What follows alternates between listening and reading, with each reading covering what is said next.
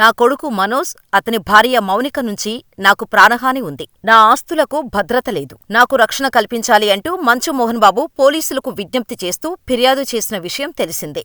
మనోజు, మౌనిక అసాంఘిక శక్తులతో కలిసి తనపై దాడికి ప్రయత్నిస్తున్నారని మోహన్ బాబు కంప్లైంట్లో రాసుకొచ్చారు. ఇంట్లో జరుగుతున్న ఆస్తుల రచ్చలో చిన్న కోడలు రావటమేమిటి? పైగా మోహన్ బాబు రాసిన లేఖలో కోడలు నుంచి ప్రాణహాని ఉందని ఎందుకు చెప్పారు? ఫ్యామిలీలో గొడవలకు భూమా, మౌనిక, ఆమె కొడుకే కారణమా? నిజంగానే మోహన్ బాబుపై దాడి చేయటం కోసం భూమా ప్రైవేటు సైన్యం రంగంలోకి దిగిందా అనే సంచలన నిజాలు ఈ వీడియోలో తెలుసుకుందాం. మోహన్ బాబు పోలీసులకు ఇచ్చిన కంప్లైంట్లో తన కొడుకుగా మనోజ్ను చెప్పుకొచ్చారు కానీ మౌనికను ఎక్కడా కోడలుగా అంగీకరించినట్టు కనిపించటం లేదు. ఇక్కడే అందరికీ అనుమానం వస్తుంది. మౌనికను మనోజ్ పెళ్లి చేసుకోవటం ముందు నుంచే ఇష్టం లేదా అని, పైగా పెళ్లి టైంలో కూడా మోహన్ బాబు ఎక్కడా బాధ్యతలు తీసుకున్నట్టు కనిపించలేదు. వచ్చి ఫోటోలకు పరిమితమైనట్టే అనిపిస్తోంది. పెళ్లిని అక్క మంచు లక్ష్మి అంతా దగ్గరుండి చేసింది. భూమా, మౌనిక అంటే ఇష్టం లేని మోహన్ బాబు పెళ్లి తర్వాత కోడలిని దూరం పెడుతూనే వచ్చారని తెలుస్తోంది. కంప్లైంట్లో ప్రతిసారీ మనోజ్ భార్య అని మాత్రమే ఉంది కానీ ఎక్కడా కోడలని రాయలేదు. కంప్లైంట్లో సైతం కోడలుగా అంగీకరించటానికి మోహన్ బాబు ఒప్పుకోలేదు అని అర్థమవుతోంది. అయితే గతంలో ఈ పెళ్లి మోహన్ బాబుకు ఇష్టం లేదు అనే వార్తలపై స్పందించిన మోహన్ బాబు, నాకు మనోజ్ రెండో పెళ్లి చేసుకోవటం ఇష్టం లేదని వార్తలు వస్తున్నాయి. అవి అవాస్తవం. అవన్నీ పనికిమాలిన ప్రచారాలు. మనోజ్ నా దగ్గరకు వచ్చి పెళ్లి చేసుకుంటానని చెప్పాడు. ఓసారి ఆలోచించమని చెప్పా. మనోజ్, నేను తీసుకున్న నిర్ణయం మంచిదేనని భావిస్తున్నాను అని చెప్పాడు. వెంటనే ఇంకేముంది, చేసుకో, ఆల్ ది బెస్ట్ అని చెప్పారు.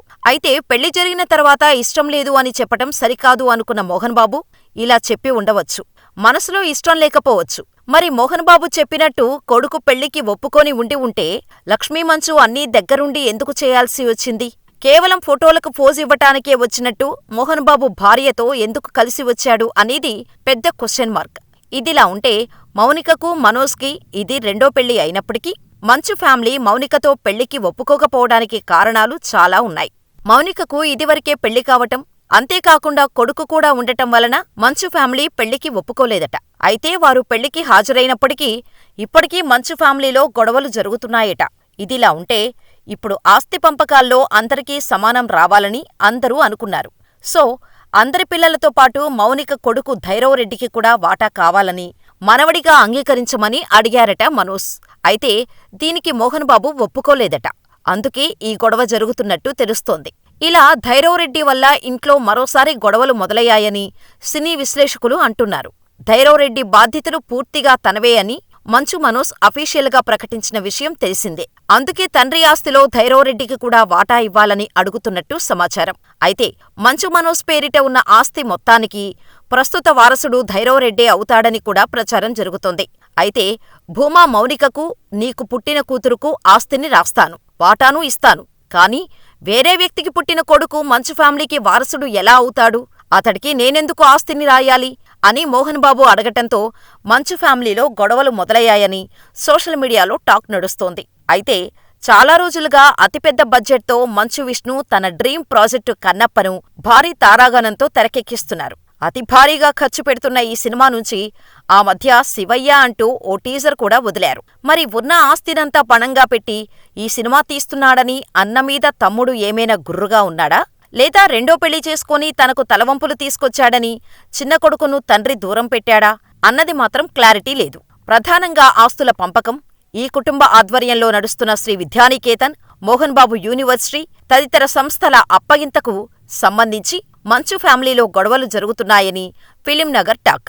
అయితే కొద్ది రోజుల క్రితమే మోహన్ బాబు ఆస్తుల్ని పంచేశారని కూడా కొందరు అంటున్నారు.